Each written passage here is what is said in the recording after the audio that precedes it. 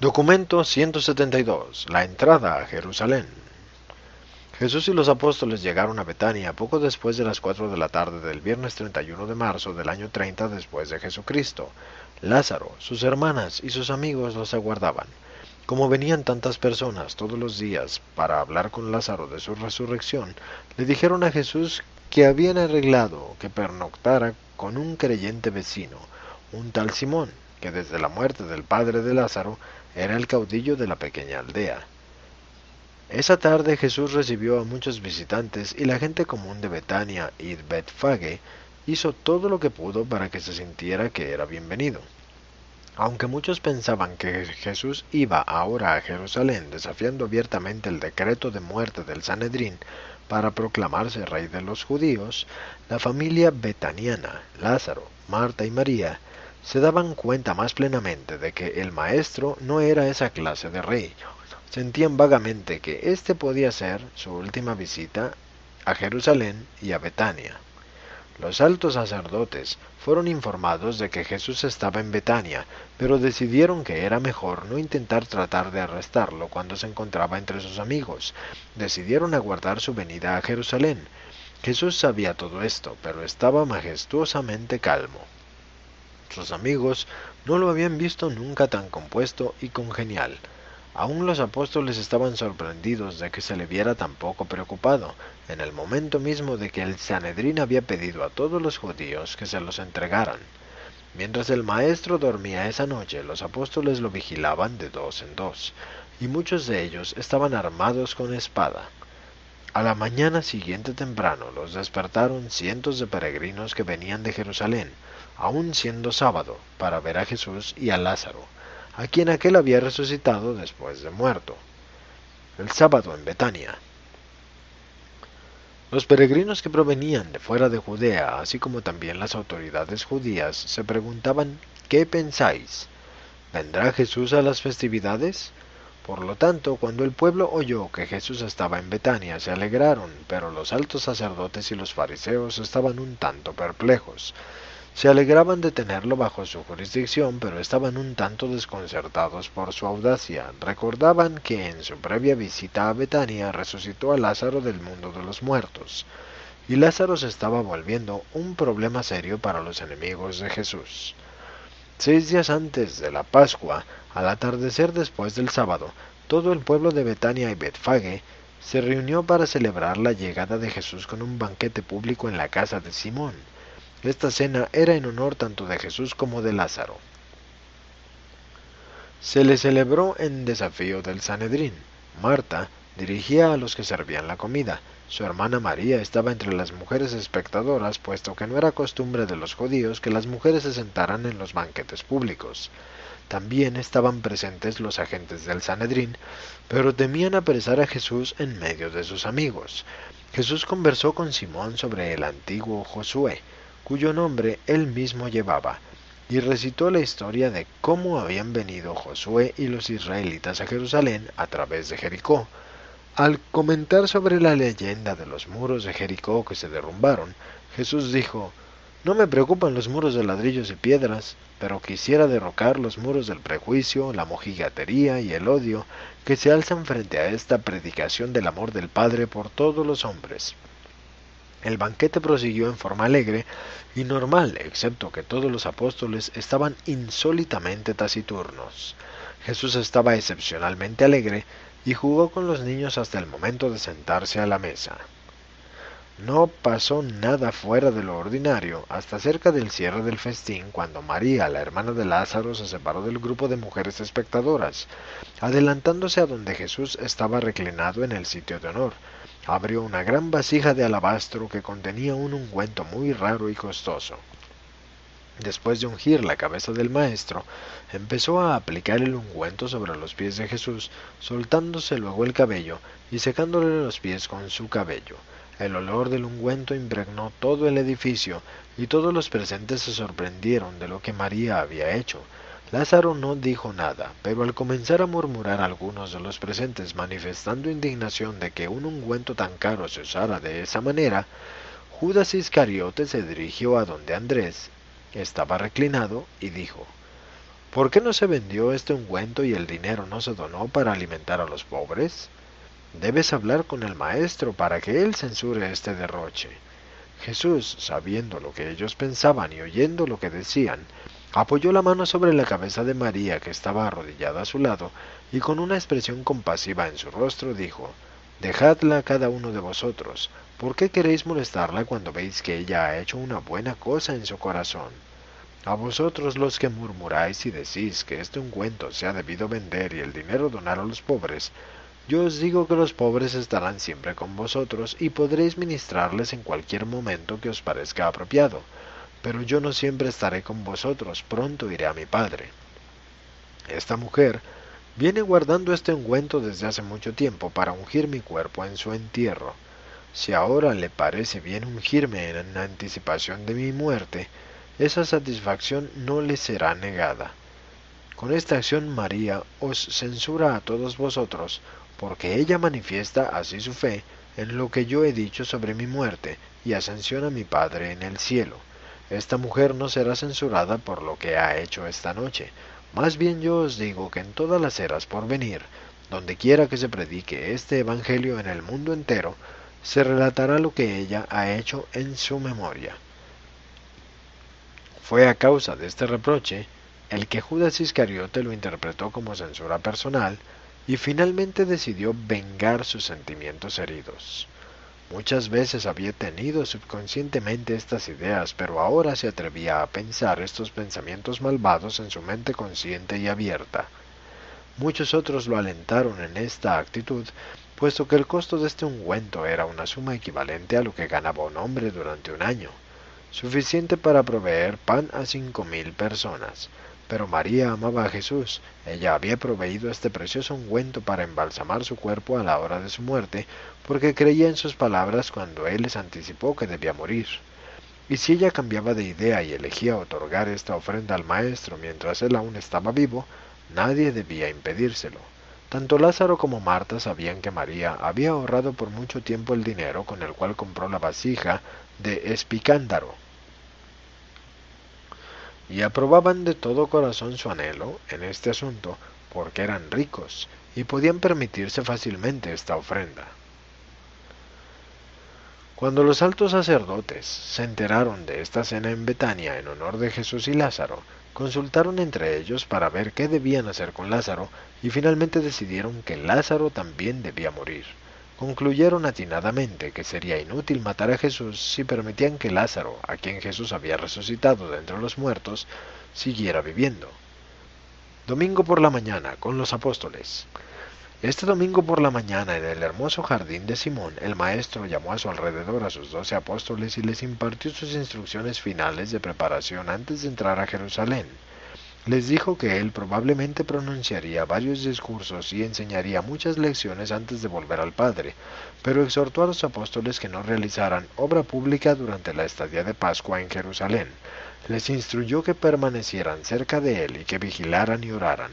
Jesús sabía que muchos de sus apóstoles y seguidores inmediatos ceñían espadas bajo el manto aún en ese momento, pero no se refirió en nada a este hecho.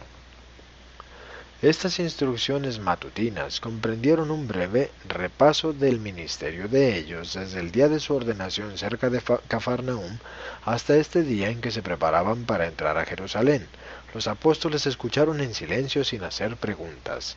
Esa mañana temprano David Zebedeo entregó a Judas los fondos obtenidos de la venta del equipo del campamento de Pella, y Judas a su vez colocó la mayor parte de este dinero en las manos de Simón, su anfitrión, para que lo custodiara en anticipación de las exigencias de dinero cuando fueran a Jerusalén. Después de la conferencia con los apóstoles, Jesús conversó con Lázaro y lo amonestó a que no sacrificara su vida al espíritu vengativo del Sanedrín. Por obedecer esta admonición, Lázaro pocos días después huyó a Filadelfia, cuando los oficiales del Sanedrín enviaron varios hombres para que lo arrestaran. En cierto modo, todos los seguidores de Jesús tenían la sensación de una crisis inminente, pero no se percataron plenamente de la seriedad de la situación debido al tono inusitadamente alegre y al excepcional buen humor del Maestro. La partida a Jerusalén. Betania estaba a unos 3 kilómetros del templo, y era la 1:30 de la tarde de ese domingo cuando Jesús se preparó para salir a Jerusalén. Tenía un sentimiento de afecto profundo por Betania y su pueblo sencillo. Nazaret, Cafarnaúm y Jerusalén lo habían rechazado, pero Betania lo había aceptado, había creído en él. Fue en esta pequeña aldea, en la cual prácticamente todo hombre, mujer y niño era creyente, donde eligió realizar la obra más grande de su auto-otorgamiento terrenal, la resurrección de Lázaro. No hizo resucitar a Lázaro para que creyeran los aldeanos, sino más bien porque ellos ya creían. Durante toda la mañana Jesús pensó en su llegada a Jerusalén. Hasta ese momento había procurado siempre suprimir toda aclamación pública de que él fuera el Mesías, pero ahora la situación era distinta.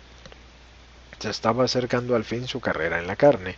El Sanedrín había decretado su muerte, y no había peligro en permitir que sus discípulos dieran libre expresión a sus sentimientos, cosa que ocurriría si él elegía hacer una entrada formal y pública a la ciudad. Jesús no decidió realizar esta entrada pública a Jerusalén como su último intento por conseguir el favor popular, ni tampoco en un intento final de obtener el poder. Tampoco lo hizo para satisfacer los deseos humanos de sus discípulos y apóstoles. Jesús no se hacía las ilusiones de soñador quimérico.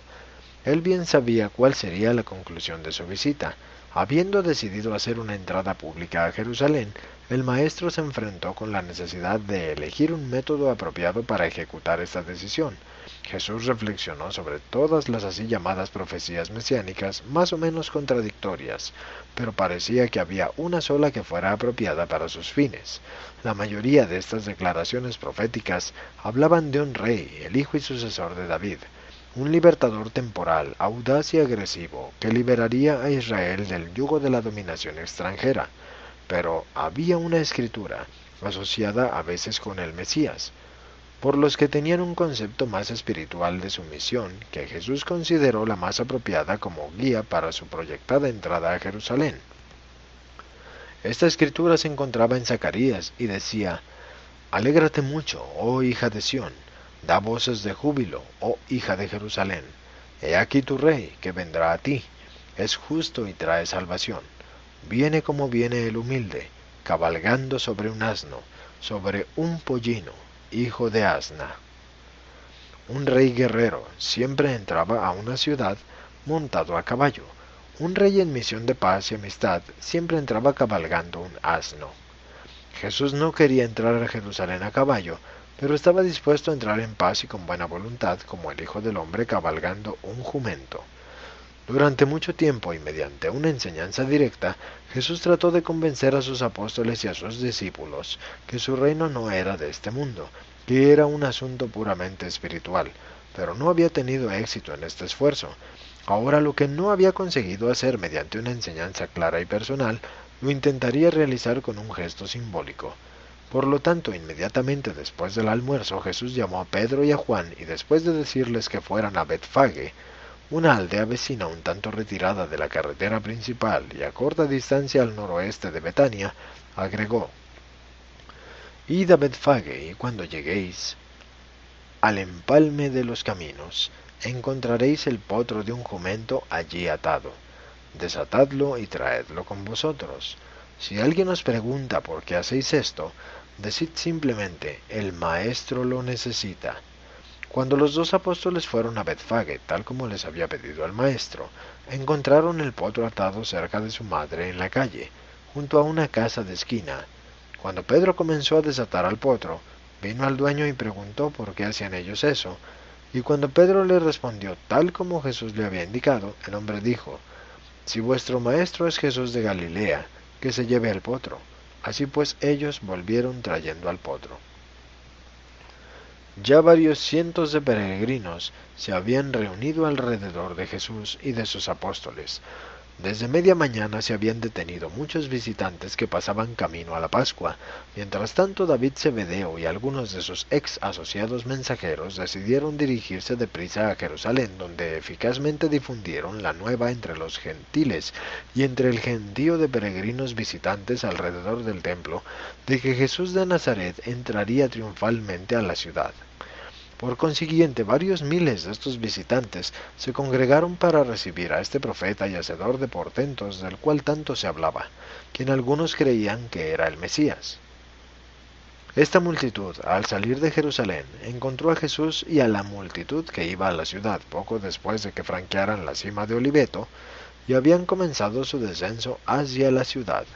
Al comenzar la procesión en Betania, había gran entusiasmo en las multitudes festivas de discípulos creyentes y peregrinos visitantes, muchos provenientes de Galilea y Perea. Justo antes de partir, las 12 mujeres del cuerpo original de mujeres, acompañadas por algunas de sus asociadas, llegaron al lugar y se unieron a esta singular procesión que procedía jubilosamente hacia la ciudad. Antes de empezar, los gemelos Alfeo pusieron sus mantos sobre el asno y los sostuvieron mientras se subía el maestro. A medida que la procesión procedía hacia la cima del Oliveto, el gentío festivo arrojaba sus indumentos al suelo y traía ramas de los árboles cercanos para hacer una alfombra de honor para el jumento que traía al Hijo Real, el Mesías prometido. Al proceder la multitud jubilosa hacia Jerusalén, comenzaron a cantar, es decir, a gritar al unísono el salmo, Hosana al Hijo de David, bendito sea aquel que viene en el nombre del Señor. Hosana en las alturas, bendito sea el reino que baja del cielo. Jesús se mostró alegre y despreocupado hasta que llegaron a la cumbre del Oliveto, donde se abría la vista panorámica de la ciudad con las torres del templo. Allí el maestro detuvo la procesión y un gran silencio cayó sobre todos mientras lo contemplaban llorar. Bajando los ojos a la vasta multitud que venía de la ciudad para recibirlo, el maestro, con mucha emoción y con la voz entrecortada, dijo, «Oh Jerusalén, si tan solo hubieras conocido, aún tú, por lo menos en este tu día, las cosas que pertenecen a tu paz, ¿qué podrías haber tenido tan libremente? Pero ya están para ocultarse de tus ojos estas glorias. Estás por rechazar al Hijo de la Paz y volver la espalda al Evangelio de la salvación. Pronto llegarán los días en que tus enemigos abrirán trincheras alrededor de ti y serás sitiada por doquier. Te destruirán completamente, pues no quedará piedra sobre piedra, y todo esto caerá sobre ti, porque no supiste reconocer el momento de tu visitación divina. Estás por rechazar el don de Dios, y todos los hombres te rechazarán a ti». Cuando terminó de hablar, comenzaron el descenso del Oliveto, y finalmente se reunieron con la multitud de visitantes que venía de Jerusalén con ramas de palma, gritando hosanas, y de otras maneras expresando regocijo y sentimientos de comunidad. El maestro no había planeado que estas multitudes salieran de Jerusalén a su encuentro. Esa fue obra de otros. Él nunca premeditaba nada que fuera de efectos dramáticos. Juntamente con la multitud que salió para recibir al maestro, también había muchos fariseos y otros enemigos de él. Tan perturbados estaban por esta explosión repentina e inesperada de aclamación popular que temieron arrestarlo, por no precipitar actos abiertos de revuelta de la plebe. Mucho temían la actitud de los grandes numerosos de visitantes que tanto habían oído hablar de Jesús y que muchos de ellos creían en él. A medida que se acercaban a Jerusalén, la multitud se volvió más expresiva, tanto que algunos de los fariseos se abrieron paso hasta donde estaba Jesús y dijeron, «Instructor, debes censurar a tus discípulos y exhortarlos a que su conducta sea más digna». Jesús respondió, «Es justo que estos niños le den la bienvenida al Hijo de la Paz, a quien han rechazado los altos sacerdotes. Sería inútil pararlos, no sea que estas piedras junto al camino griten quejándose». Los fariseos se adelantaron deprisa a la cabeza de la procesión para volver al Sanedrín, que estaba en sesión en ese momento en el templo, e informaron a sus asociados, «He aquí que todo lo que hacemos es en vano. Estamos confundidos por este Galileo. La gente se vuelve loca por él. Si no paramos a estos ignorantes, todo el mundo lo va a seguir». No se puede en realidad asignar un significado profundo a esta explosión superficial y espontánea de entusiasmo popular. Esta recepción, aunque jubilante y sincera, no indicaba una convicción real ni profunda en el corazón de esta multitud festiva. Estas mismas multitudes estuvieron igualmente dispuestas a rechazar de inmediato a Jesús más tarde esa semana, cuando el Sanedrín tomó una posición firme y decidida contra él, y cuando se desilusionaron cuando se dieron cuenta de que Jesús no iba a establecer el reino de acuerdo con sus expectativas largamente acariciadas. Pero toda la ciudad estaba altamente agitada, puesto que todos preguntaban ¿quién es este hombre? Y la multitud contestaba, este es el profeta de Galilea, Jesús de Nazaret. La visita al templo. Mientras los gemelos Alfeo devolvían el asno a su dueño, Jesús y los 10 apóstoles se separaron de sus asociados inmediatos y anduvieron caminando por el templo, observando las preparaciones para la Pascua.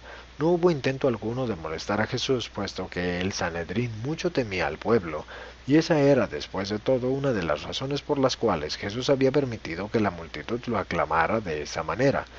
Los apóstoles no comprendían que era este el único procedimiento humano que podía resultar eficaz en prevenir el inmediato arresto de Jesús a su entrada a la ciudad. El Maestro deseaba dar a los habitantes de Jerusalén, poderosos y humildes, así como también a las decenas de miles de visitantes de la Pascua, una oportunidad más, la última, de escuchar el Evangelio y recibir, si lo querían, al Hijo de la Paz.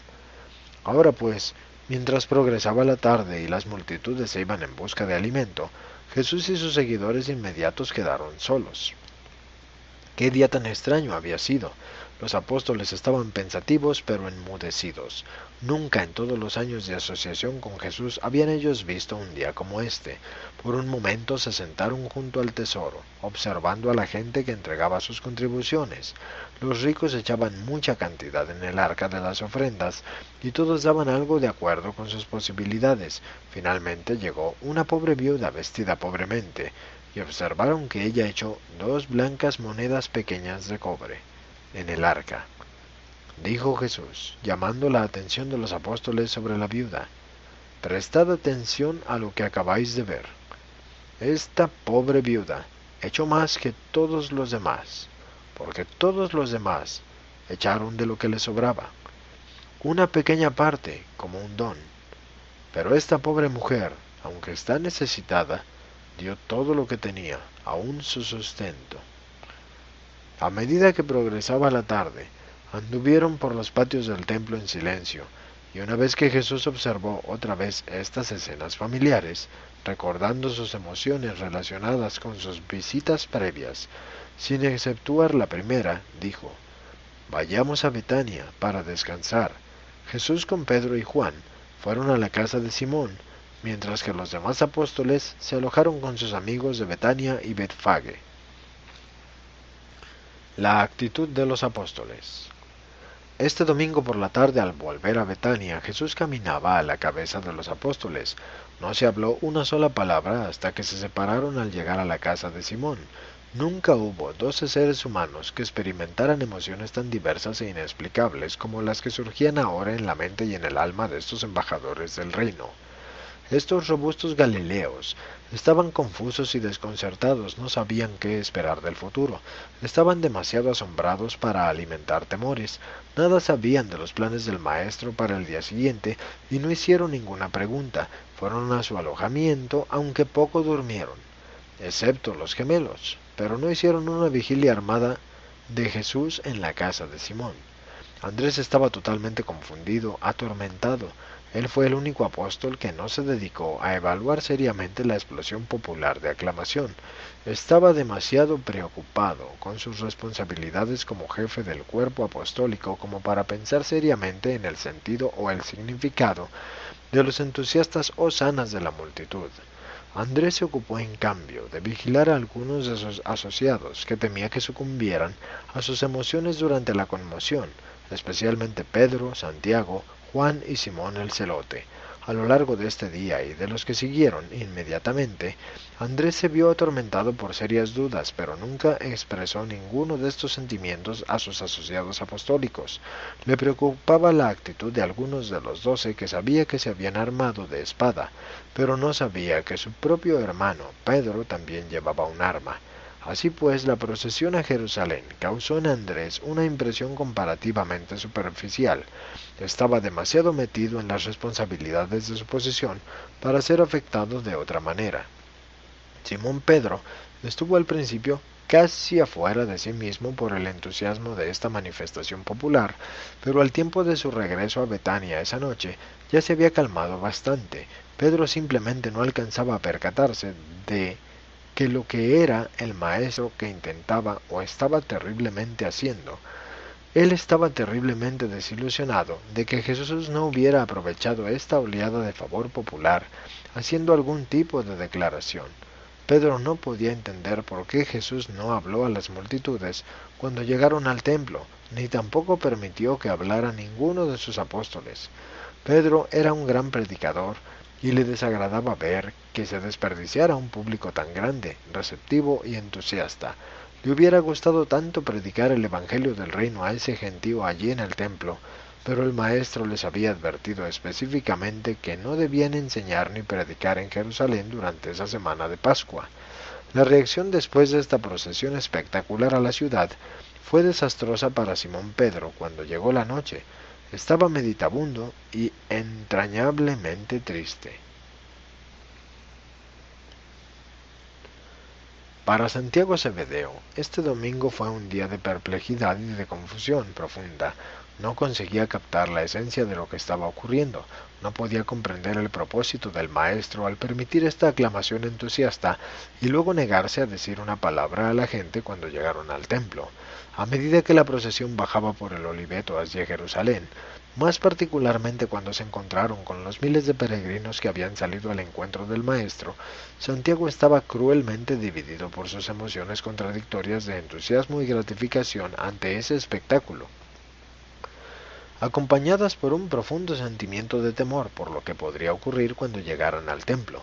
Se deprimió luego y lo sobrecogió la desilusión cuando Jesús desmontó del asno y anduvo caminando tranquilamente por los patios del templo.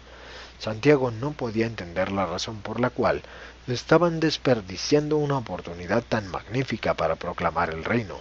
Por la noche su mente estaba dominada por una incertidumbre desconcertante y terrible. Juan Zebedeo estuvo cerca de comprender el por qué Jesús había hecho esto.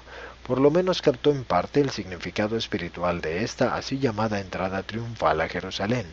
A medida que la multitud proseguía hacia el templo y que Juan contemplaba a su maestro sentado sobre el asnillo, recordó haber oído cierta vez a Jesús citar el pasaje de la Escritura, las palabras de Zacarías que describían la llegada del Mesías a Jerusalén como hombre de paz cabalgando en un asno. A medida que Juan reflexionaba sobre esta escritura, comenzó a comprender el significado simbólico de esta procesión de la tarde del domingo. Por lo menos captó lo suficiente del significado de esta escritura para que le permitiera disfrutar en cierto modo del episodio y para evitar deprimirse excesivamente por la conclusión aparentemente sin propósito de la procesión triunfal. Juan tenía un tipo de mente que tendía naturalmente a pensar y sentir en símbolos. Felipe estaba completamente desconcertado por lo repentino de la manifestación y su espontaneidad. Mientras descendían del Oliveto no pudo ordenar sus pensamientos lo suficiente como para determinar el significado de esta demostración. En cierto modo disfrutó de este acontecimiento porque su maestro estaba siendo honrado. Para cuando llegaron al templo estaba perturbado por el pensamiento de que Jesús tal vez le pidiera que se ocupara de alimentar a la multitud. De modo que la conducta de Jesús al darle la espalda a la multitud, que tan duramente desilusionó a la mayoría de los apóstoles, fue un gran alivio para Felipe. Las multitudes habían constituido a veces una dura prueba para el mayordomo de los 12. Después de experimentar alivio por estos temores personales relativos a las necesidades materiales de las multitudes, Felipe se unió a Pedro en expresar su desilusión por no haberse hecho nada por enseñar a las multitudes, y esa noche Felipe se puso a reflexionar sobre estas experiencias y estuvo tentado a dudar de toda la idea del reino. Se preguntaba honestamente qué significaban todas esas cosas, pero no le expresó sus dudas a nadie. Amaba demasiado a Jesús. Tenía una gran fe personal en el Maestro. Natanael, además de apreciar los aspectos simbólicos y proféticos, fue el que más se acercó a comprender la razón del Maestro por reclutar el apoyo popular de los peregrinos pascuales. Se dio cuenta antes de que llegaran al templo de que si no hubiera Jesús entrado a Jerusalén en forma tan espectacular, habría sido arrestado por los oficiales del Sanedrín y arrojado en una celda en cuanto diera los primeros pasos dentro de la ciudad. Por lo tanto, no estuvo sorprendido en lo más mínimo cuando el maestro, después de impresionar así a los líderes judíos para que no lo arrestaran inmediatamente, no hizo uso alguno de las multitudes aclamantes, y una vez que llegaron dentro de los muros de la ciudad, no hizo absolutamente nada. Comprendiendo la verdadera razón de esta manera de entrada del maestro a la ciudad, Natanael naturalmente siguió con más donaire y estuvo menos perturbado y desilusionado por la conducta subsiguiente de Jesús que los otros apóstoles. Natanael tenía gran confianza en la habilidad de Jesús para comprender a los hombres, así como también en su sagacidad y agudeza al manejar situaciones difíciles. Mateo al principio estuvo confundido por esa manifestación espectacular, no captaba el significado de lo que veían sus ojos, hasta que también recordó la escritura de Zacarías, donde el profeta aludía al regocijo de Jerusalén porque llegó su rey trayendo salvación y cabalgando un pollino de jumento. A medida que la procesión se iba acercando a la ciudad y luego en dirección al templo, Mateo entró en éxtasis. Estaba seguro de que ocurriría algo extraordinario cuando el maestro llegara al templo, a la cabeza de esta multitud vociferante, cuando uno de los fariseos se mofó de Jesús diciendo: Mirad, mirad todos, ved quién es el que aquí viene, el rey de los judíos cabalgando en un asno. Mateo tuvo que hacer un gran esfuerzo para no atacarlo físicamente. Ninguno de los 12 estuvo más deprimido que él en el camino de vuelta a Betania esa noche. Después de Simón Pedro y Simón el Celote, él sufrió la tensión nerviosa más profunda y estuvo en un estado de cansancio extremo esa noche. Pero por la mañana, Mateo estaba mucho más animado, después de todo porque era un buen perdedor. Tomás era el hombre más confundido y pasmado de los 12. La mayor parte del tiempo simplemente siguió contemplando el espectáculo y preguntándose honestamente cuál sería el motivo del maestro al participar en una demostración tan peculiar. En las profundidades de su corazón consideraba la manifestación entera un tanto infantil, si no directamente tonta. No había visto nunca que Jesús hiciera una cosa semejante, y no podía explicarse esta extraña conducta este domingo por la tarde. Cuando llegaron al templo, Tomás había deducido que el propósito de esta demostración popular era asustar al Sanedrín para que no se atreviera a arrestar inmediatamente al maestro. Camino de vuelta a Betania, Tomás pensó mucho, pero nada dijo. Para la hora de ir a dormir, la sagacidad del maestro, al preparar esta entrada tumultuosa a Jerusalén, había empezado a tener cierto encanto humorístico, y él se alegró reaccionando de esta manera. Este domingo comenzó como un gran día para Simón el Celote. Vio visiones de cosas extraordinarias en Jerusalén para los próximos días. Y en eso tenía razón, pero Simón soñaba el establecimiento de un nuevo gobierno nacional de los judíos, con Jesús sentado en el trono de David. Simón veía a los nacionalistas volcarse a la acción en cuanto se anunciara el reino, y se veía a sí mismo en el mando supremo de las fuerzas militares que se reunirían en el nuevo reino. Durante el descenso del Oliveto, aún llegó a imaginarse que el Sanedrín y todos sus simpatizantes estarían muertos antes de la puesta del sol de ese día. Realmente creía que iba a ocurrir algo extraordinario. Era el varón más ruidoso de toda la multitud, y para las 5 de esa tarde era un apóstol silenciosísimo, taciturno y desilusionado. No se recobró nunca enteramente de la depresión que lo dominó como resultado de las impresiones de este día, por lo menos no hasta mucho después de la resurrección de su maestro. Para los gemelos Alfeo, este fue un día perfecto. Realmente disfrutaron de todo, desde el principio hasta el fin, y como no estaban presentes durante la quietud del paseo por el templo, no tuvieron que pasar por la desilusión que siguió al entusiasmo popular. No podían comprender la conducta deprimida de los apóstoles al volver a Betania esa noche. En la memoria de los gemelos, este fue siempre el día en que se sintieron más cerca del cielo en la tierra. Este día fue la culminación satisfactoria de su entera carrera como apóstoles. La memoria del entusiasmo de este domingo por la tarde los acompañó a lo largo de toda la tragedia de esa semana pletórica hasta el momento mismo de la crucifixión. Era el ingreso triunfal más apropiado del rey que podían concebir los gemelos. Disfrutaron cada momento de toda la procesión, aprobaban plenamente todo lo que veían y acariciaron largamente el recuerdo. De todos los apóstoles, Judas Iscariote fue el que estuvo más adversamente afectado por esta entrada en procesión a Jerusalén. Su mente estaba en un fermento desagradable debido al reproche del maestro el día anterior en relación con la unción de María en la casa de Simón. Judas estaba disgustado con todo el espectáculo. Le parecía infantil, aún directamente ridículo. Mientras este vengativo apóstol contemplaba los acontecimientos de este domingo por la tarde, Jesús le resultaba más parecido a un payaso que a un rey. Resentía de todo corazón el entero espectáculo, compartía los puntos de vista de los griegos y de los romanos, que despreciaban a todo aquel que consintiera en cabalgar un asno o el pollino de un jumento. Para cuando la procesión triunfal hubo entrado a la ciudad, Judas prácticamente se había decidido a abandonar la idea del tal reino. Estaba casi decidido a abandonar todo intento de establecer el reino del cielo, si los intentos fueran de índole tan absurda. Pero cuando recordó la resurrección de Lázaro y muchas otras cosas, decidió quedarse con los 12, por lo menos por otro día. Además, llevaba la bolsa, y no quería desertar llevándose los fondos apostólicos. Camino de vuelta a Betania, esa noche, su conducta no parecía extraña, puesto que todos los apóstoles estaban igualmente deprimidos y taciturnos. Judas estaba profundamente influido por la irrisión por parte de sus amigos saduceos.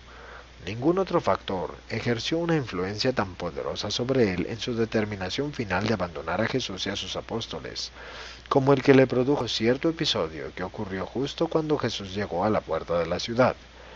Un saduceo prominente, amigo de la familia de Judas, corrió hacia él haciéndole burla y dándole una palmada en la espalda, dijo: «¿Por qué se te ve tan preocupado, mi buen amigo? Regocíjate y reúnete con nosotros para aclamar a Jesús de Nazaret, el rey de los judíos, que llega a la puerta de Jerusalén montado en un asno».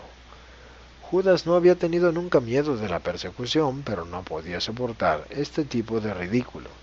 Juntamente con la emoción de venganza largamente acariciada, se mezcló ahora este temor fatal del ridículo, ese sentimiento terrible y tremendo de avergonzarse de su maestro y de sus compañeros apóstoles. En su corazón, este embajador del reino ya era un desertor. Tan solo le quedaba encontrar una excusa plausible para romper abiertamente con el maestro.